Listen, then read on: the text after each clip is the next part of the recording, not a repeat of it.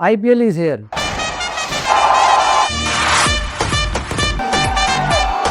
And Jio Hotstar ने एक exclusive subscription plan announce किया है अपने व्यूअर्स के लिए फॉर IPL ओनली। और ये तभी पॉसिबल हो पाया जब रिलायंस जियो एंड डिज्नी हॉटस्टार का मर्जर हो सका। लेकिन क्या आपको पता है ये मर्जर को अप्रूवल नहीं मिल रही थी एक इंडियन गवर्नमेंट बॉडी से, जहाँ पे उन्होंने ये बोला था कि ये मर्जर एक हेल्दी कंपटीशन के अगेंस्ट है और यहाँ पे व्यूअर्स के लिए सब्सक्रिप्शन प्लान कॉस्टली हो सकता है, तो ये बेटर नहीं है कि कंज्यूमर्स के लिए कॉस्ट बढ़ सकती है, तो ये हेल्दी कंपटीशन के लिए सही नहीं।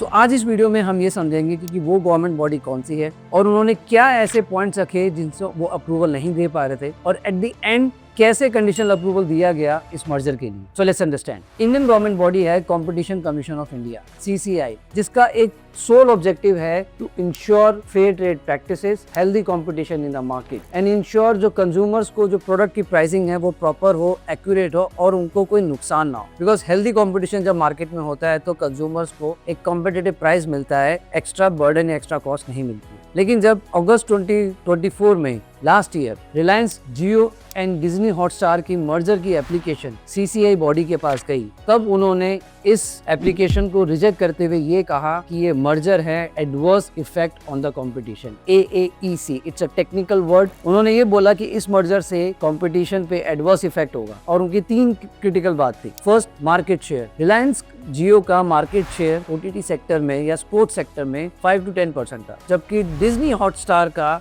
75 to 80% था। तो इस मर्जर के बाद ओवरऑल जो परसेंटेज है वो 80 to 90% हो जाती है एज अ मार्केट शेयर। तो बेसिकली वो सारी मार्केट को कैप्चर कर लेते। Second, cricketing rights. IPL के जो क्रिकेटिंग राइट्स थे जो पहले स्टार के पास थे वो लेटर ऑन आज के टाइम पे वो जियो के पास है and they have it till 2027। तो एक मोनोपोली वहां भी क्रिएट हो जाती। थर्ड, नेगोशिएशन पावर बढ़ जाती है यहाँ पे इस मर्जर के बाद, बिकॉज उनके पास मार्केट शेयर है, क्रिकेटिंग के ब्रॉडकास्टिंग राइट्स है और उस नेगोशिएशन पावर में वो सब्सक्रिप्शन प्राइस भी इंक्रीज कर सकते हैं और जो वो ब्रांड्स को जो एडवर्टीजमेंट स्लॉट्स बेचते हैं वहाँ के प्राइसेस भी वो इंक्रीज कर सकते हैं। तो ना कंज्यूमर के पास कोई पावर रहती और ना ही ब्रांड्स के पास नेगोशिएट करती। इसके रिस्पॉन्स में रिलायंस ने ये जवाब दिया कि जो मार्केट शेयर है वो डायनामिक होता है, वो सीजन टू सीजन होता है, तो ये मार्केट शेयर फ्लक्चुएट होता है तो इंक्रीमेंटल इतना नहीं मिलेगा। सेकंड, उन्होंने ये बोला कि कोई भी न्यू एंट्रेंट इस सेगमेंट में आ सकता है, जैसे खुद जियो ईयर 2021 में पहली बार आया और उनको ब्रॉडकास्टिंग के राइट्स मिले।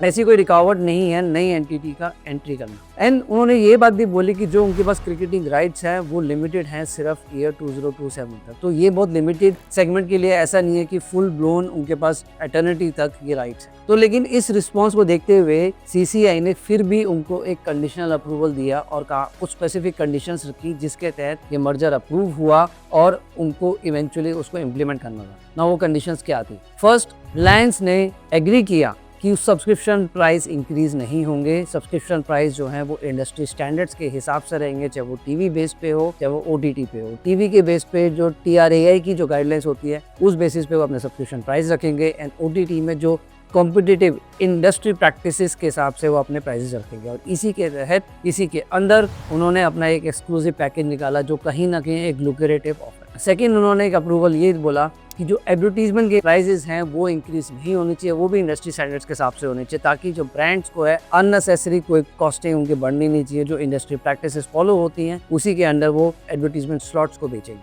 थर्ड, एक कंडीशन उन्होंने ये रखी कि IPL के मैचेस के लाइव टेलीकास्ट जो फ्री में शेयर करेंगे वो DD चैनल प्रसार भारती, जो एक्चुअली में मैंडेटरी नहीं है बाय द लॉ।